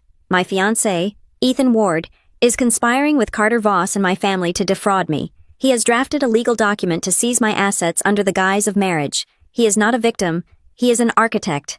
I saved the file. I sat back in my chair and looked at the screen. The folder was full. The father, the mother, the brother, the lover, the enemy, 5 people, the 5 people who defined my world, and tomorrow, I was going to burn them all. I thought about the title of the story I was living. My future ended there. I had thought it meant the future of my career, or the future of my reputation. But sitting there in the dark, touching the cold diamond around my neck, I realized what it really meant. The future where I was a wife ended. The future where I was a mother ended. The future where I had a family ended. Everything I had spent 34 years building, the love, the trust, the hope, was gone. It had been sold for parts to a private equity firm. I didn't cry. I was past crying. I felt a strange, dark liberation. If I had no future, then I had nothing to lose. And a woman with nothing to lose is the most dangerous creature on the planet. I took off the engagement ring. I looked at the inscription inside the band. Forever. I put it back on. I would wear it tomorrow. I would let him hold my hand on stage. I would let him think he was walking his prize pony to the auction block. And when the moment came, I wouldn't just expose his greed. I would expose his soul.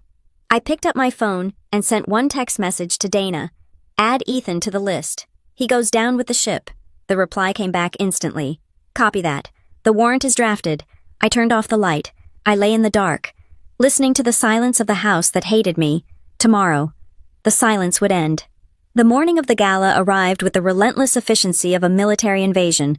The sun had barely crested the horizon when the catering trucks began rumbling up the long, winding driveway of the Callahan estate. They brought crates of champagne, sides of beef, and enough floral arrangements to bury a small town. My mother, Marilyn, was the general of this domestic army. She stood on the front steps, barking orders at the florists, directing them to place the white hydrangeas just so. She looked vibrant, energized by the prospect of the evening. To her, this was not just a party, it was a coronation. She believed that by midnight, she would be the mother of the new CEO and the silent power behind the throne. I watched her from the window of the library, sipping hot water with lemon. I felt a strange sense of detachment, like an astronaut watching the Earth from orbit.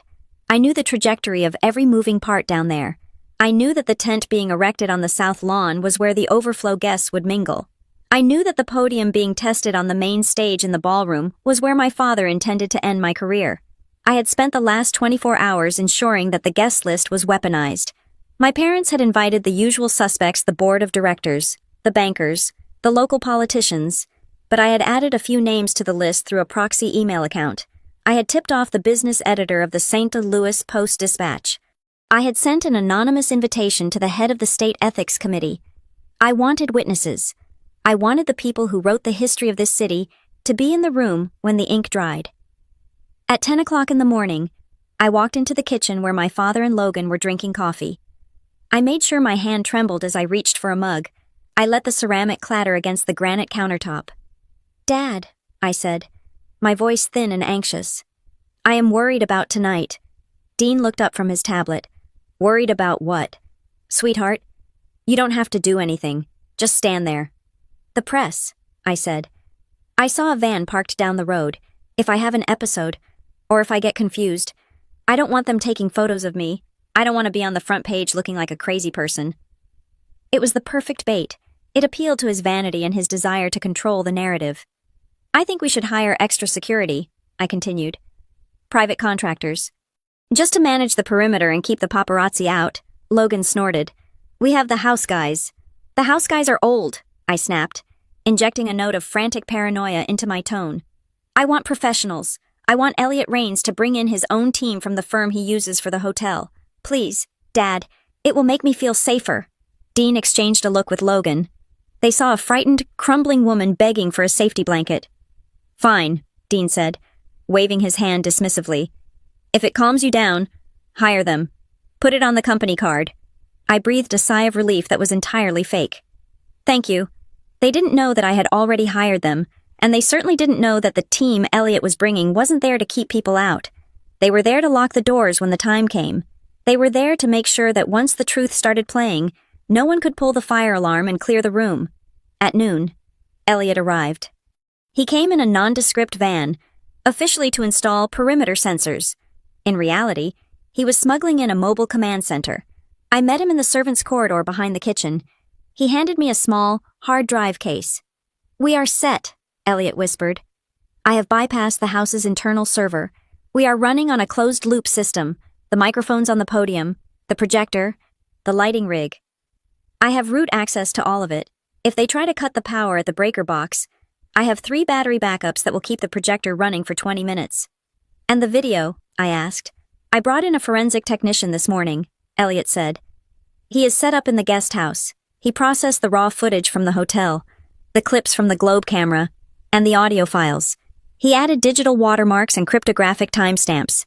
If your family tries to claim these are deepfakes, we can prove in court that the pixels have never been altered. It is bulletproof. Good, I said. Where will you be? I will be in the security booth at the back of the ballroom, he said. I have a direct line of sight to the stage. When you give the signal, I cut their mics and I roll the tape. The signal is the phrase, final words, I reminded him. When I ask for a chance to say my final words, that is the trigger. I know, Elliot said. He hesitated for a second, looking at me. You look tired. Violet, real tired. I am saving my energy, I said. At 2 o'clock, I had to perform the hardest scene of the day. My grandfather, Walter, was resting in the solarium. He was wearing his tuxedo trousers and a smoking jacket, looking at a photo album of my grandmother. I walked in and sat on the ottoman at his feet. I rested my head on his knee. It wasn't acting. I loved him more than anyone in the world, and the guilt of what I was about to do to his family was eating a hole in my stomach. Hi, Grandpa, I said softly. He put his hand on my hair. Violet, you look beautiful, even without the fancy dress. I am scared I'm going to let you down tonight, I whispered. I let my body sag, letting him feel the physical weight of my exhaustion. I feel slippery, like my mind is a bar of soap in the shower. Walter sighed, a heavy rattling sound in his chest. Your father tells me you need a rest. He says the stress is too much. Maybe he's right, I lied. Maybe I'm not strong enough. You are the strongest of all of them, Walter said fiercely. But even steel breaks if you bend it too much. If you need to step back, Violet, I won't be angry. I just want you to be healthy. I looked up at him. His eyes were cloudy but full of love. He believed the lie because he trusted the liars. I promise you, Grandpa, I said, taking his hand. By the end of tonight, everything will be set right. The company will be in safe hands. He squeezed my hand. That is all I ask. He didn't know that the safe hands I meant were mine, and that setting things right meant destroying his son. I kissed his cheek and left before I started crying for real. At 4 o'clock, the crisis hit. I walked into the ballroom to check the stage setup. The room was magnificent. Gold and white drapery hung from the ceiling. Tables were set with crystal and silver for 300 guests. But something was wrong. I looked at the head table. It was positioned on a raised dais, facing the room, but the seating cards had been moved. Originally, my seat was dead center, next to the podium. Now, my card was at the far end, behind a large floral centerpiece, and the angle of the room's main decorative pillar blocked the line of sight from the main audience to that specific chair. My mother was standing by the stage, directing a waiter. Mom, I called out, keeping my voice shaky but loud enough to be heard. Why did you move my seat? Marilyn turned, her smile tight. Oh, Violet, I just thought, well, you said you were feeling anxious about the press.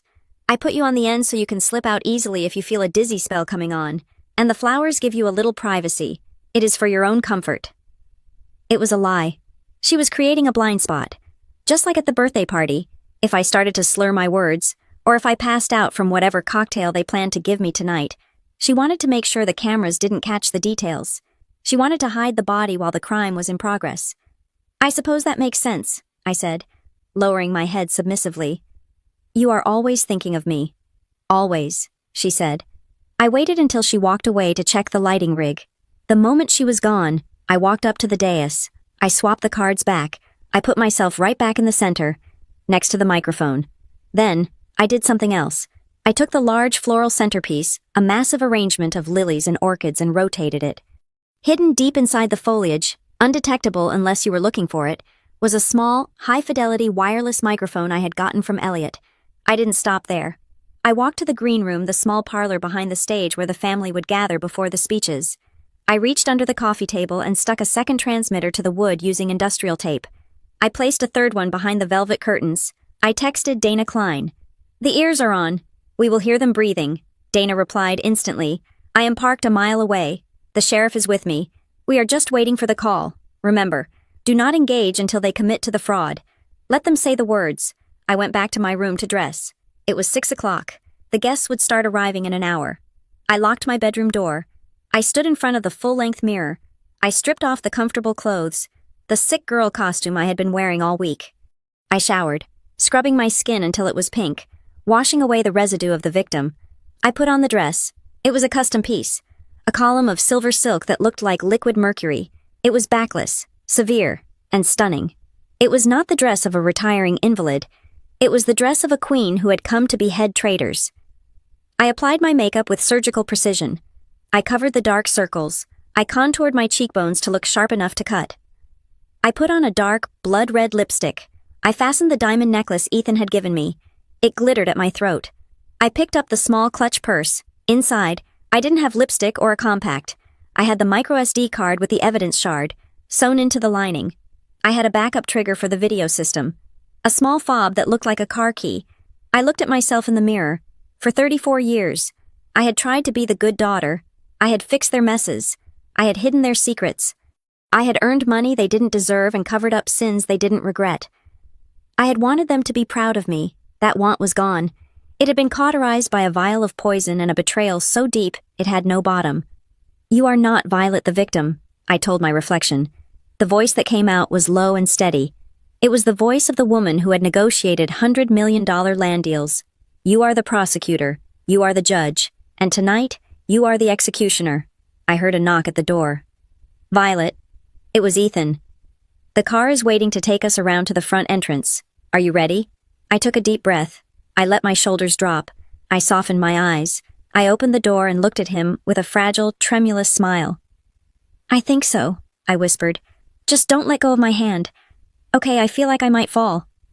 Ethan smiled. That perfect predator smile. "I have got you. I won't let you fall." He offered his arm. I took it. We walked down the hallway together, the perfect couple, heading toward the slaughter. The clock struck 7. The game was on. The ballroom of the Callahan estate had been transformed into a gilded cage. 300 guests filled the space, a sea of black tuxedos and designer gowns that shimmered under the crystal chandeliers. The air was thick with the scent of expensive perfume, roast duck, and the electric hum of speculation. Everyone knew something was happening tonight. They just didn't know they were attending a public execution. My mother had outdone herself with the lighting. It was soft, amber-hued, and flattering, designed to make the powerful look godlike and the weak look fading. I was the fading one. I walked through the crowd with Ethan Ward glued to my side. His hand was clamped around my waist, his thumb digging into my hip bone with possessive force. To the casual observer, he was the devoted fiancé supporting his fragile partner. To me, he was a prison warden ensuring the inmate didn't make a run for the exit. "Smile, darling," Ethan whispered in my ear, his breath hot against my neck. "The vice president of the bank is looking at us." I offered a wan, trembling smile to the banker. I let my eyelids droop slightly, leaning heavily against Ethan as if my legs could barely support the weight of my silk dress. "Violet," the banker said, his voice dropping to a sympathetic register. "It is good to see you. We heard you have been under the weather." "Just a little tired," I said, making my voice sound airy and detached. "I have been working so hard, but Ethan is taking such good care of me." "She just needs a long vacation," Ethan said smoothly, tightening his grip on my waist. "We are going to make sure she gets the rest she deserves." Across the room, I saw my parents flanking my grandfather. Walter, they were working on him like a pair of vultures picking at a carcass before it was even dead. My father, Dean, was leaning close to Walter's ear, gesturing toward me with a look of profound sadness. My mother, Marilyn, was patting Walter's hand, nodding in agreement. I knew exactly what they were saying. "Look at her. Dad, she can barely stand. It is cruel to keep her in the game. We have to let her go." Logan was circulating near the bar, playing the role of the capable heir. He shook hands, slapped backs, and laughed a little too loudly, but every 30 seconds, his eyes darted toward me. It wasn't a look of concern. It was the look of a hunter checking a trap to see if the rabbit was still caught. He was checking for defiance. He was checking for clarity. He saw neither. I gave him what he wanted. I stared blankly at a floral arrangement, letting my mouth hang open slightly, looking lost in my own house. Then, the atmosphere in the room shifted. It was a subtle change, like a drop in barometric pressure before a tornado. The conversation near the entrance died down, and then rippled outward in hushed whispers. I turned my head slowly.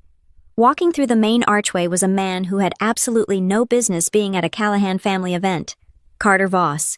He was wearing a tuxedo that cost more than most people's houses.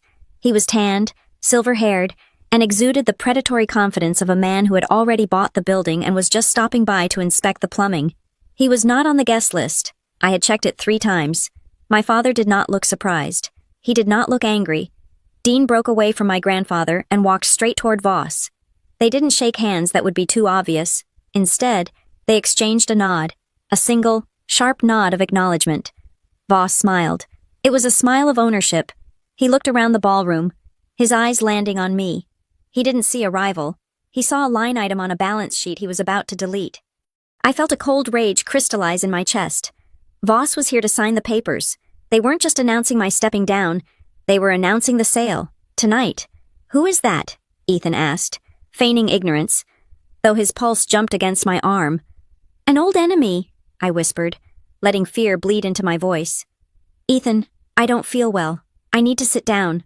Please." "Just hold on a little longer," Ethan said, his voice hardening. "The speeches are in 10 minutes. I need water," I pleaded. "I'm going to faint. Please, Ethan, just get me a glass of water." He looked at me with annoyance, checking his watch. "Fine. Stay right here. Do not move." He marched toward the bar. The moment he was 3 bodies away, I moved. I didn't go to the chairs. I slipped through the side curtain that led to the small, dark corridor behind the stage, the green room area where the family would stage their entrance. I pulled out my phone. I had planted the bugs earlier, but I didn't need to check the recording. I could hear them through the thin plywood wall of the staging area. My father and Logan had slipped in there to confer with Voss's attorney, who had evidently arrived with him. I pressed my ear against the velvet drape, hidden in the shadows of the wings. "Is the notary here?" That was my father's voice, urgent, jittery. "He is in the library," an unfamiliar voice replied. "Carter wants the announcement made before the cake is cut. He wants the stock transfer initiated at 9 o'clock sharp." "And Violet?" Logan asked. "What if she makes a scene?"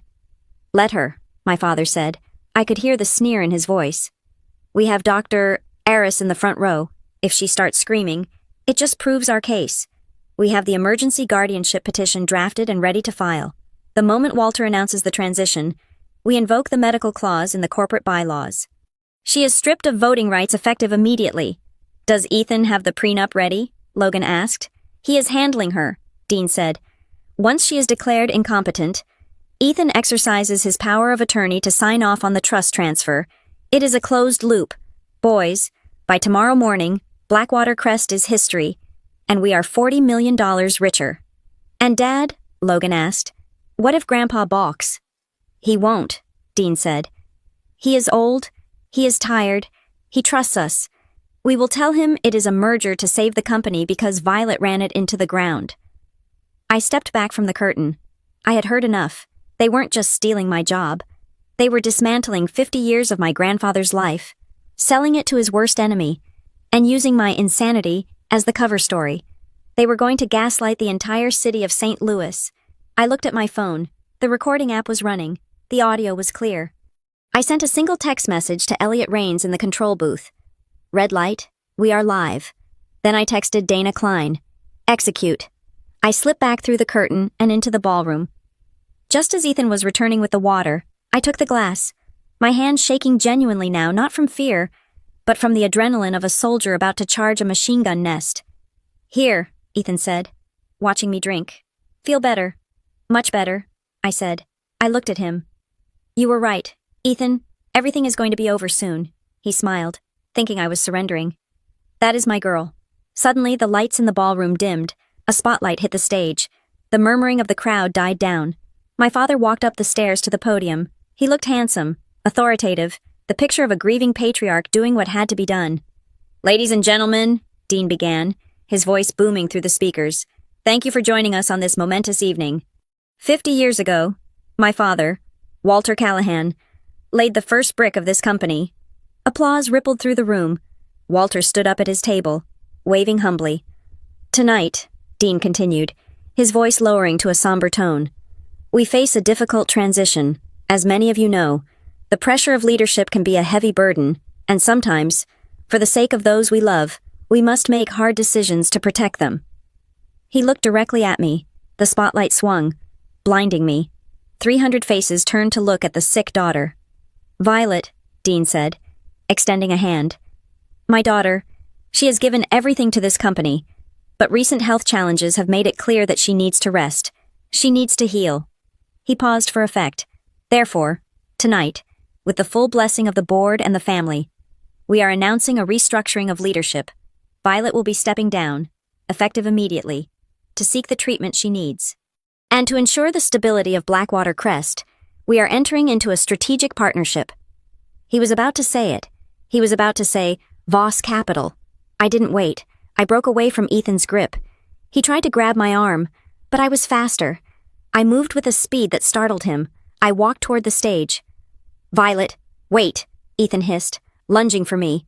A large man in a black suit, one of Elliot's private security team, stepped seamlessly into Ethan's path, blocking him.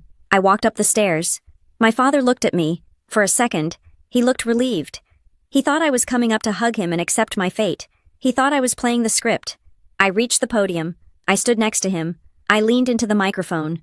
"Thank you, Dad," I said. My voice was breathless, weak.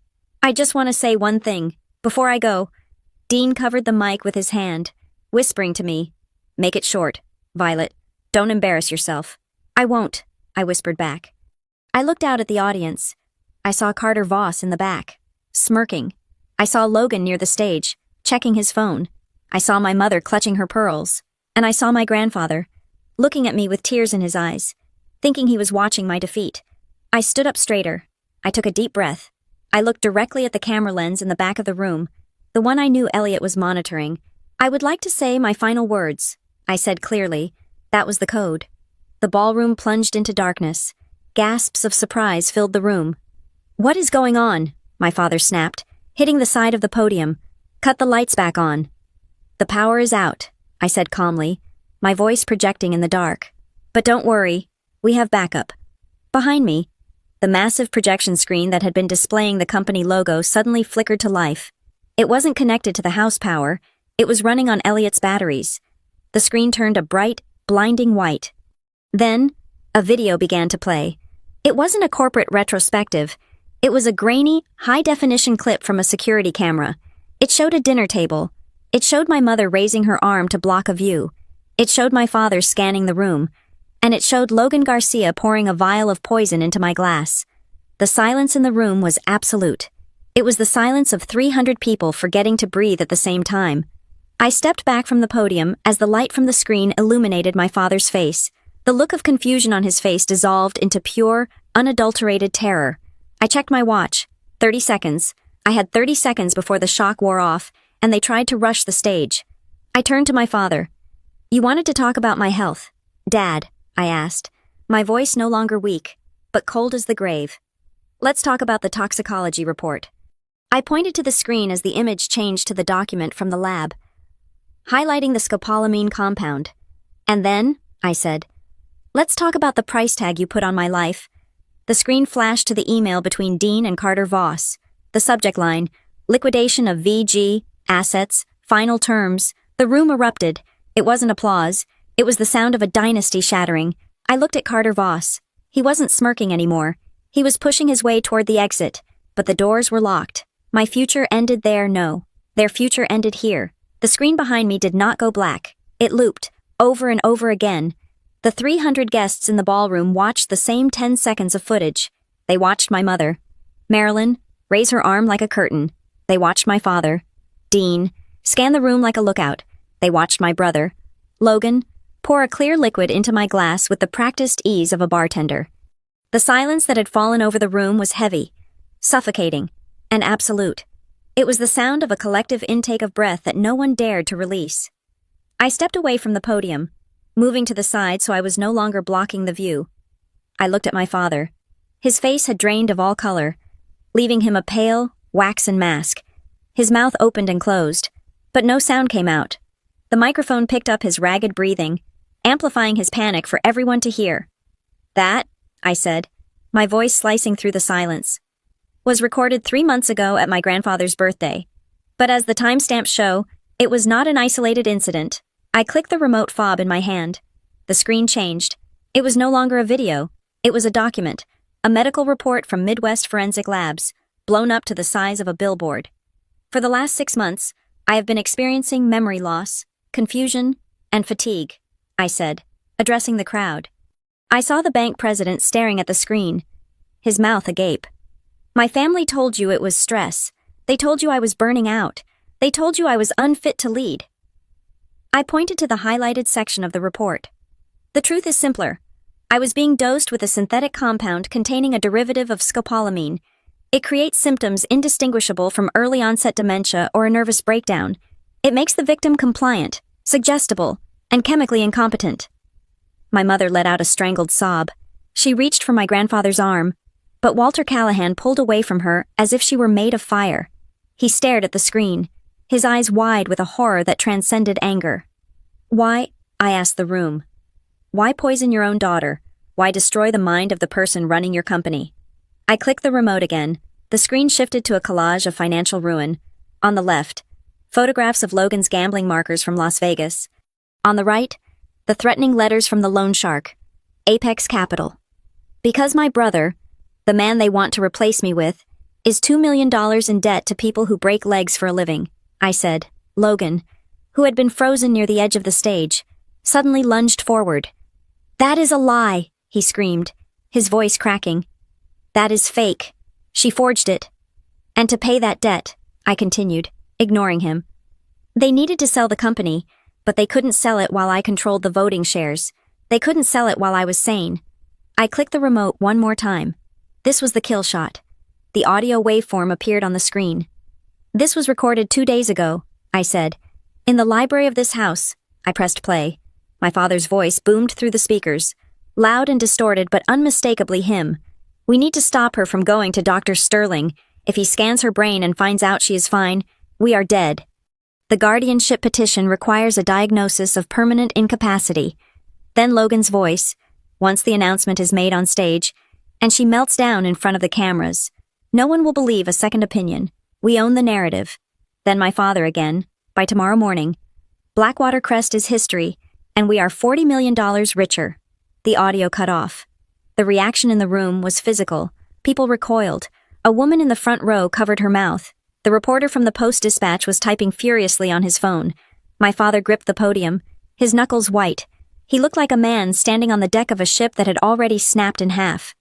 Violet, he rasped, his voice pleading now. Violet, please, we can explain. It is not what it looks like. It looks like conspiracy to commit grievous bodily harm, I said. It looks like fraud. It looks like you sold your father's legacy to the highest bidder. I turned my gaze to the back of the room. The spotlight followed my eyes, landing on Carter Voss. He was trapped near the double doors. 2 of Elliot's security guards stood in front of him, arms crossed. Voss looked furious, his face a mottled red. And the buyer, I said, is not a neutral party. It is Voss Capital Partners. A gasp went through the room. Everyone knew the history. Everyone knew Voss was the enemy. You sold us out to him, I said to my father. You were going to let him dismantle everything Grandpa built, just to cover Logan's debts and line your own pockets. Suddenly, movement to my right caught my eye. It was Ethan. He wasn't looking at the screen. He was looking at me. His face was twisted into a mask of pure, venomous rage. The mask of the loving fiancé had completely disintegrated. He rushed the stairs. You bitch, he shouted. Give me that microphone. He moved fast, fueled by desperation. He wanted to stop the bleeding. He wanted to regain control. He reached the top of the stairs, his hand outstretched to grab the remote. I didn't flinch. I didn't back away. I clicked the remote to the final slide. It was a single page of legal text, the prenuptial agreement. Clause 42. I shouted over his approach. The text appeared on the screen, highlighted in red. In the event of the incapacitation of the spouse, all voting rights and asset control transfer immediately to the partner. Ethan froze. He was 3 feet away from me. He stared at the screen. He saw his own trap, laid bare for 300 people to read. You weren't marrying me for love, Ethan, I said, my voice calm and deadly. You were the lock. They were the trap. But you were the lock. You were going to sign my assets over to them the moment I was committed. Ethan looked at the crowd. He saw the disgust on their faces. He saw his career as an investment banker incinerating in real time. He looked back at me, and for the first time, I saw fear. "Violet," he stammered. "Baby, I didn't know. I swear." "Don't," I said. "Just don't." At that moment, the double doors at the back of the room burst open. Dana Klein walked in. She was not alone. Behind her were 4 uniformed officers from the St. Louis County Police Department and 2 agents in windbreakers that said, FBI Financial Crimes Division. The crowd parted like the Red Sea. Dana walked straight to the stage. She looked at me and nodded. It was a nod of respect, a nod of victory. "Dean Garcia, Marilyn Garcia, Logan Garcia," the lead officer announced, his voice booming without a microphone. "Please remain where you are. We have warrants for your arrest for conspiracy, wire fraud, and attempted poisoning." My mother collapsed. She didn't faint gracefully like in the movies. She crumpled into a heap of navy silk, sobbing hysterically. "I didn't know," she wailed. "Dean made me do it. I just wanted to help." My father looked at her with pure hatred. The family unit, so tight and perfect 5 minutes ago, was eating itself alive. Logan tried to run. It was a pathetic attempt. He jumped off the side of the stage and sprinted toward the kitchen service entrance. Elliot Raines was waiting for him. Elliot stepped out from the shadows, grabbed Logan by the collar of his tuxedo, and slammed him against the wall. It was violent, efficient, and deeply satisfying. Logan slid to the floor, weeping. The police moved in. They handcuffed my father first. He didn't resist. He just stared at me. "I am your father," he whispered as they clicked the cuffs on. "How could you do this?" I looked at him. I felt nothing. No love, no hate, just the cold, hard clarity of a balance sheet that had finally been balanced. "You stopped being my father the moment you handed Logan that vial," I said. They handcuffed my mother. They dragged Logan up from the floor, and then they moved to Ethan. He tried to straighten his tie. He tried to look dignified. "This is a misunderstanding," he said to the officer. "I am just the fiancé. I have nothing to do with the business. We have your emails to Carter Voss, Mr. Ward," the FBI agent said. "Turn around." Ethan looked at me one last time. His eyes were pleading. "Violet," he said.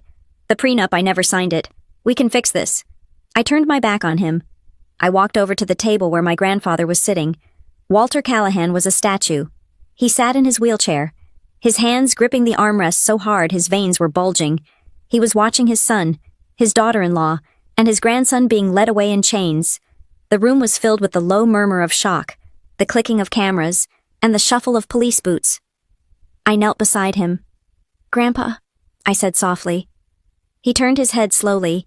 His eyes were filled with tears, but they were also filled with a terrible, heartbreaking realization. He looked at the empty stage. Then he looked at the police. Then he looked at me. "Is it true?" he asked. His voice was a rasp, a sound of old paper tearing. "All of it. The poison, the sale." I nodded. "Yes, Grandpa. It is all true. I have the proof. I saved the company, but I had to break the family to do it." He closed his eyes. A single tear tracked through the deep lines on his cheek. He took a shaky breath. Then, he opened his eyes and looked at the space where his son had been standing. "They did not love you," he whispered. "They did not love me. They only loved the chair." He reached out and took my hand. His grip was weak, but his skin was warm. "You are the only one left, Violet," he said. "You are the only Callahan left." I squeezed his hand. "I am here," I said. "I am not going anywhere." I stood up, keeping his hand in mine. I looked out at the ballroom. The police were escorting Carter Voss out the back door. The guests were beginning to disperse, whispering, texting, carrying the story of the century out into the night. The stage was empty. The podium was dark. My future, the one where I was a wife, a daughter, a sister, was dead. It had died in this room, under the harsh light of the projector screen. But as I stood there, feeling the pulse of my grandfather's hand in mine, I realized something. I wasn't afraid. The fog was gone. The confusion was gone. The weakness was gone. I was Violet Garcia. I was the CEO of Blackwater Crest. And I had just taken out the trash. I looked at the camera one last time. "You didn't do this because I was weak," I said, speaking to the ghosts of the family that had just been dragged out. "You did it because I was the one you couldn't control." The handcuffs clicked in the distance, a final punctuation mark to their sentence. I turned to my grandfather. "Let's go home." "Grandpa," I said. He nodded. We walked out of the ballroom together, leaving the ruins of the past behind us, stepping into a future that was cold, quiet, and entirely mine.